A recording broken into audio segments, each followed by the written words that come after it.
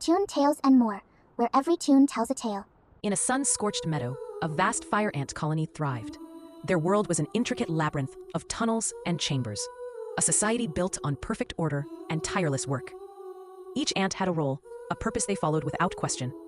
But there was one young ant named Flicker who found the rigid order suffocating.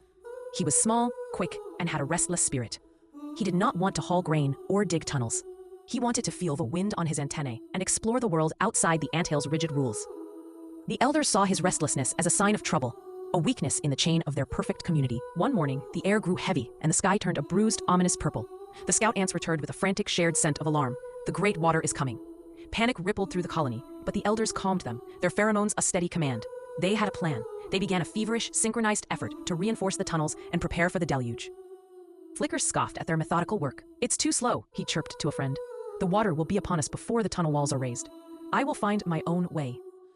His friend tried to warn him, but Flicker was convinced his speed and cunning were enough. He darted away from the main group, finding a high, exposed leaf to wait out the storm, believing his individual strength would save him. The rain began, not as a gentle shower, but as a violent, relentless downpour. Within minutes, the meadow became a shallow lake. The water rose with terrifying speed, seeping into the tunnels, washing away all their careful preparations. Flicker, clinging to his leaf, watched in horror as the water began to swirl and eddy around the anthill, its entrance now just a dark hole in the rushing current. He was safe for now, but he was completely alone. He then saw something miraculous.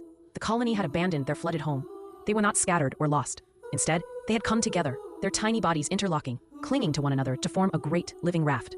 The elders, the workers, the soldiers, all were a single, unified mass, their collective will to survive, turning them into a buoyant, unbreachable vessel. They were not fighting the flood. They were becoming a part of it, floating on the current. Flicker, watching them, felt a wave of shame and profound understanding.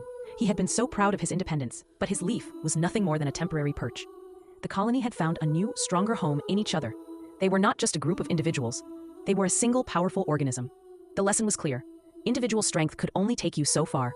The true power was in connection. As the raft floated past, Flicker, with a desperate burst of energy, leaped from his leaf and found a place for himself in the massive, living net. He was no longer just an ant named Flicker. He was a vital part of something greater than himself, and as he felt the warmth of his fellow ants, he knew he was finally home. After the water receded, the colony worked together to find a new, even better home. Flicker, now an elder, told the story of the great water to every young ant who felt the pull of independence, teaching them that while individuality has its place, the ultimate resilience of a society comes from the strength of its bonds. A core lesson of the story is that individual strength and independence are not enough to overcome major challenges. True resilience and survival come from community and cooperation. Enjoyed the story?